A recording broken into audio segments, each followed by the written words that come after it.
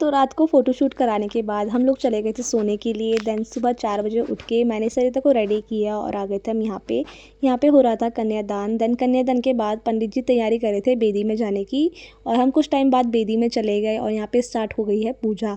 पंडित जी पूजा करवा रहे थे और अब कुछ ही देर में फेरों की भी तैयारियाँ होने लग गई थी। ये सरिता का भाई है जो खील डाल रहा है। जो हमारे यहाँ होता ही है कि भाई खील देता है बहन को। अब रीज़न मुझे पता नहीं है बट ऐसा है। फिर स्टार्ट हो चुके थे फेरे और मस्त तरीके से फेरे ले रहे थे और यहाँ पे गांव से आ रखे थे सरिता के रिलेटिव्स जो मस्त टॉन्ट मार रहे थे गढ़वाली में लड़के वालों को। पर हमें समझ कुछ नहीं आया था पर देख के मज़ा बहुत आ रहा था तो हम भी मज़े ले रहे थे, हंस रहे थे, खूब इंजॉय कर रहे थे।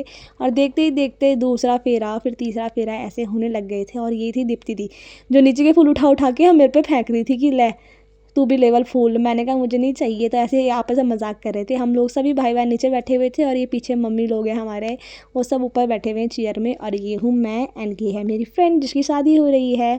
तो यहाँ पे फेरे वगैरह कंप्लीट होने ही वाले थे। फिर आता है यहाँ पे मांग भरने वाला जो सिंदूर भरते हैं वो वाला मोमेंट आया। बहुत ही हैप्पी मोमेंट था। देन उसके बाद मंगलसूत्र पहनाया जीजू ने। फिर यहाँ पे जो भी श्रृंगार आता है लड़के वालों की तरफ से वो लगाते हैं लड़की को। तो जीजू सारे ही सामान एक एक करके लगा रहे थे और फिर पंडित जी स्टार्ट करते हैं अपने जो वचन के मतलब उन्हें बताना।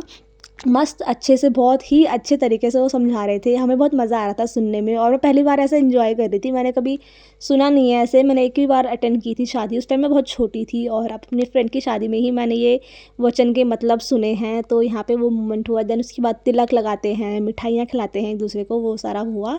फिर लास्ट फेरा लिया उन्होंने और फिर वो चले गए थे नीचे गौदान के लिए यहाँ पे।